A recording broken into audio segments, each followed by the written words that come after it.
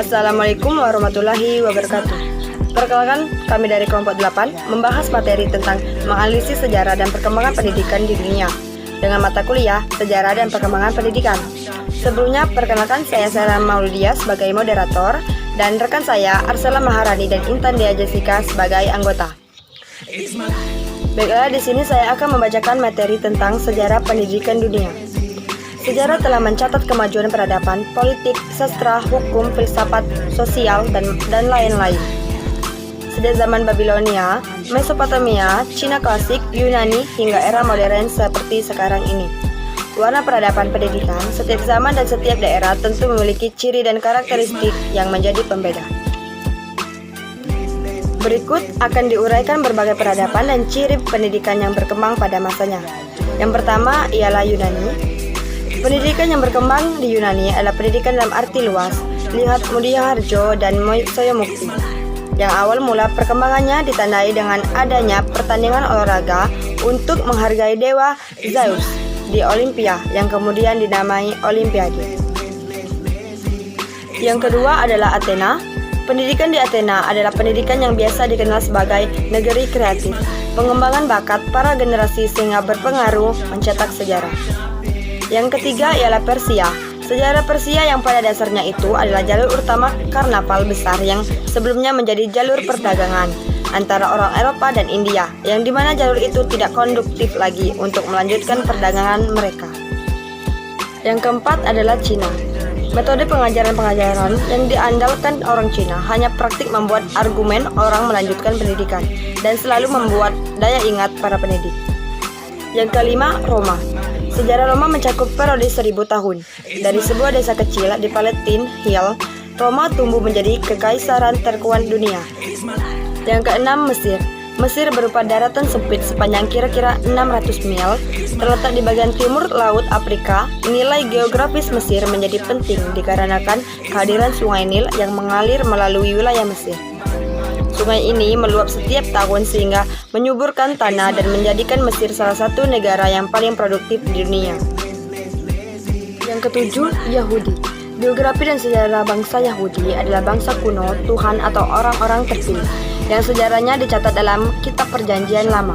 Mereka mencapai kekuatan dan kejayaan terbesarnya selama kekuasaan Daud dan Sulaiman.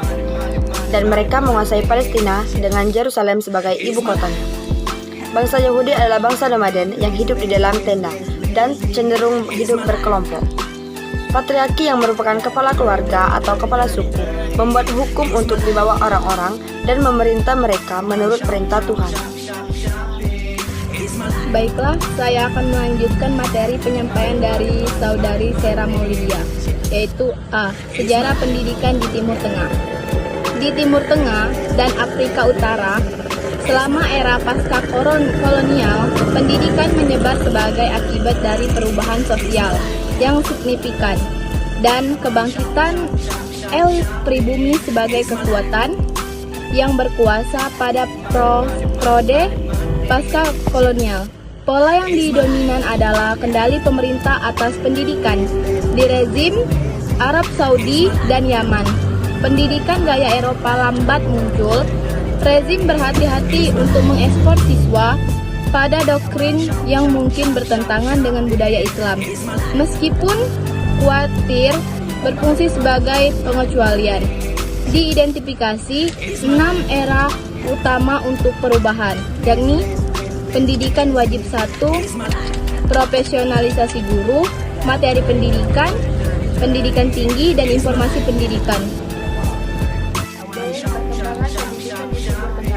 Modernisasi pendidikan Islam di wilayah-wilayah Muslim berlangsung dengan latar belakang intensitas interaksi antar Muslim dan Barat.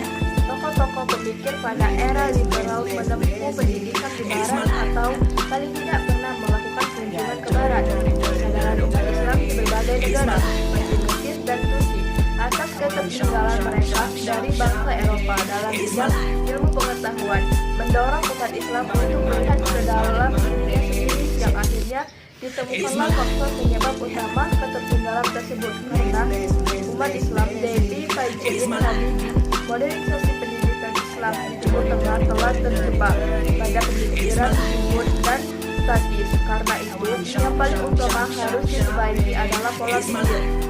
Kesimpulan, pendidikan merupakan aspek penting bagi perkembangan sumber daya manusia, sebab pendidikan merupakan salah satu instrumen yang digunakan untuk membebaskan manusia dari keterbelakangan, kebodohan, dan kemiskinan. Pendidikan diyakini mampu menanamkan kapasitas baru sehingga dapat diperoleh manusia produktif. Sekian presentasi yang dapat kami sampaikan. Bila ada salah dan kurang kami mohon maaf. Saya akhiri. Wassalamualaikum warahmatullahi wabarakatuh.